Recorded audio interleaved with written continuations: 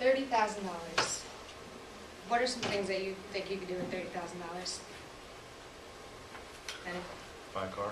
Buy a car? Travel. Travel. $30,000 party. Or just have a $30,000 party. That's right. You know, for some people it's a new car, it's a full year of college tuition. But according to the Recording Industry Association of America, that is one of the statutory fines per song for downloading music illegally. Our college age bracket has the highest piracy rates, and that ranges from about ages 17 to 25. Most download music knowing that there's easier ways to do it legally and cheaper than $30,000 a song. But most don't know that it affects more than people than themselves. I'm gonna just have a short clip. Can't grow as much as our. Let's sort of explain the business model and how piracy affects it. Record labels invest heavily in talent, so they're paying artists in advance so that they can give up a day job and concentrate on writing, rehearsing, performing music. They also pay high recording costs. If you've got session musicians, a backing orchestra, a top-flight producer, then that costs a lot of money. Then, of course, there are marketing and promotion costs. Billboard adverts don't come for free, TV adverts, online adverts, appearances in magazines, on TV shows, that all needs to be paid for.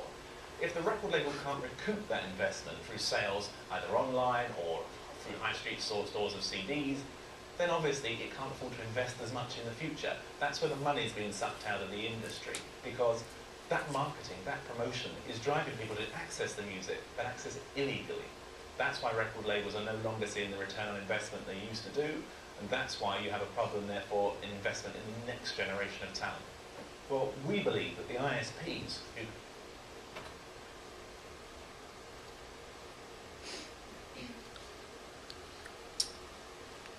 Okay, so from the video, as you can see, I've been studying music for 5 years now, music industry, and this is really an industry that I'm looking to go into by getting my MBA. So by illegally, oh, wait a minute, hold on. Let me go back for a second. 7 million households have illegally downloaded music, and this is why it is a major problem in the United States as well as globally. Now, I told you I've been studying music for 5 years, and this is something that I'm looking to go into. But by downloading music illegally, it causes high rates of unemployment in the industry. And you may think, all these artists have so much money, they have all these cars, houses, you know, why shouldn't we steal their music? Well, it's not just the artists that we're affecting here. It's everything from the record producers, the engineers, managers, and even the people that clean the offices at record labels. They all depend on these record sales for their weekly pay. Every song, a percentage goes to a different amount of people.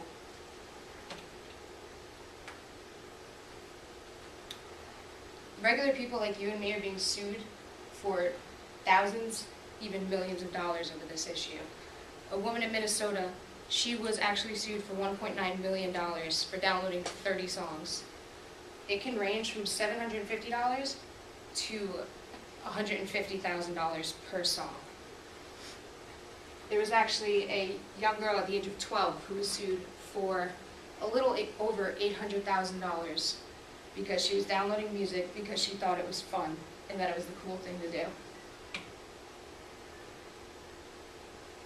Now you may be saying, I don't have the money to buy all these songs. iTunes charges 99 cents a song. I want 1,000 songs on my iPod? That's $1,000. Well, there are cheaper ways to do this. Rhapsody is a service that for $10 a month, you have unlimited access and unrestricted downloading to over 10 million songs in their library.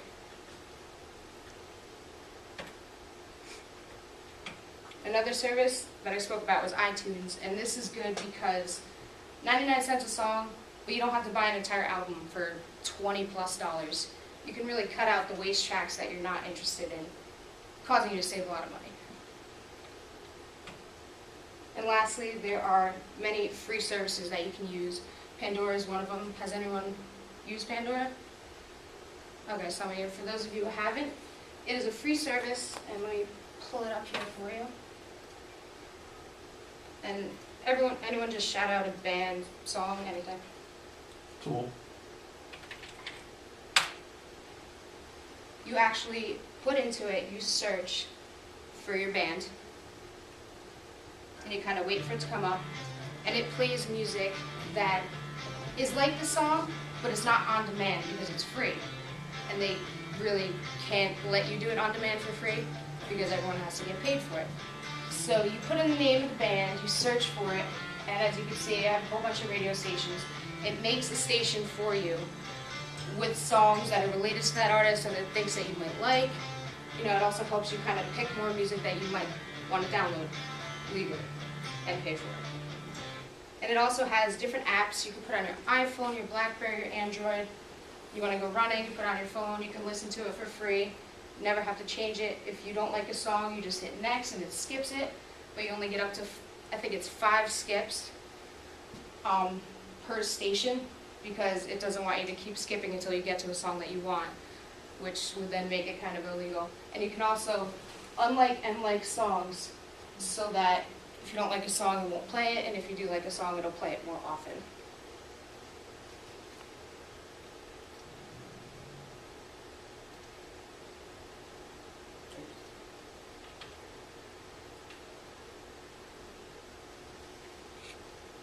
Sorry, I lost my place. Okay. So, you don't think that you're going to get caught. I didn't ask you if you do download music, because I don't want to know. I don't want you people to think that I'm going to try and get you in trouble. But this is Joe Tenenbaum. He was a Boston University student. He is now a doctoral student in physics at Boston University, and he was actually caught downloading music illegally. He was charged $675,000. And in college, that's a lot of money. You have loans, you have everything like that. So he actually got lucky, he fought it, and he settled in court for less than $5,000. But it's just a real issue that, yeah, a few people get caught, but there's always that chance that you might be that person, and that's a pretty hefty fine to have on your back. So just next time you think about doing it, stop and think about it for a second. You know, what if you spent endless hours and so much money making something, and then all of a sudden you just give it away for free without your consent? Would anyone like that? When you can make a whole lot of money off of it? I don't think so. It's just like stealing a CD straight from the store. You know, you may not think of it, but that's exactly how it is. It's against the law. And you can always use a reputable service, and the consequences are just far greater than yourself.